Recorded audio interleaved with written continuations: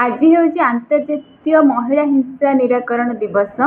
यही दिवस अवसर यही दिवसटी आमर सारा विश्व में पालन कर दिवसर मुख्य लक्ष्य होउची आम महिला मान प्रति जो लिंग भित्तिक हिंसार परिसमाप्ति घटाई एक संतुलित समाज गठन करने दिवसर मूल लक्ष्य और उद्देश्य।